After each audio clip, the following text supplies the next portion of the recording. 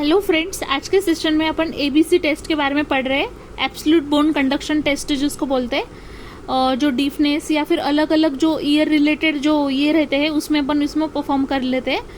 तो इसी को अपन मॉडिफाइड शॉबैच टेस्ट भी बोलते हैं। ये जो मेन रहता है एबीसी टेस्ट मतलब क्या रहता है पता है क्या?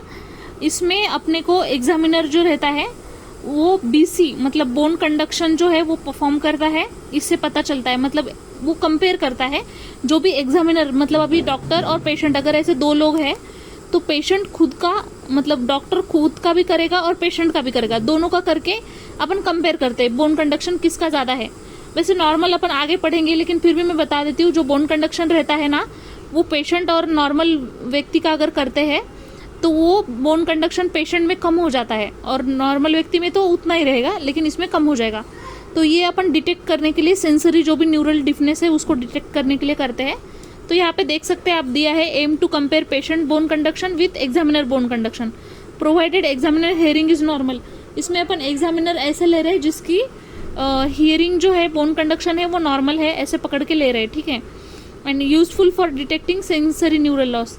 और ये किसके लिए कर रहे हैं अपन? सेंसरी न्यूरल डिफनेस के लिए कर रहे हैं। प्रोसीजर में अपन सबसे पहले क्या करते हैं, एक्सटर्नल जो ear canal of the patient है उसको क्लोज किया जाता है and vibrating tuning fork placed in mastoid. ये इंपॉर्टेंट है, जो भी पेशेंट है उसका पहले तो ईयर कैनल क्लोज करो, बंद करो।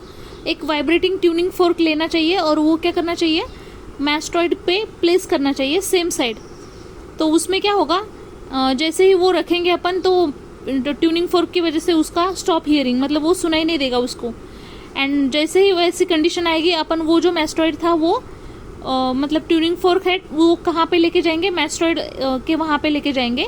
After closing his ear canal same side the same procedure is repeated. मतलब सबसे इंपॉर्टेंट क्या है, सबसे पहले अपन ने ईयर कैनल बंद कर दिया, फिर वो वाइब्रेटिंग ट्यूनिंग फोर्क प्लेस किया मैस्टॉइड पे ऑफ द सेम साइड। जैसे ही उसको स्टॉप हियरिंग मतलब जैसे सुनाई देना बंद हो गया तो ट्यूनिंग फोर्क कहाँ पे ट्रांसफर किया अपन ने, मैस्टॉइड ऑफ द एग्जामिनर पे। मतलब after closing ear canal of the same side and same procedure अपन अदर ईयर के लिए भी करेंगे।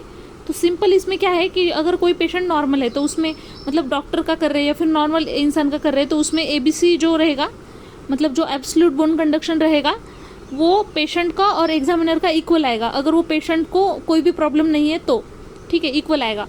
लेकिन अगर उसको कंडक्टिव में प्रॉब्लम है मतलब कंडक्टिव डिफनेस है तो उस केस में क्या होगा, एबीसी जो पेशेंट का रहेगा एंड एग्जामिनर का वो भी इक्वल आएगा।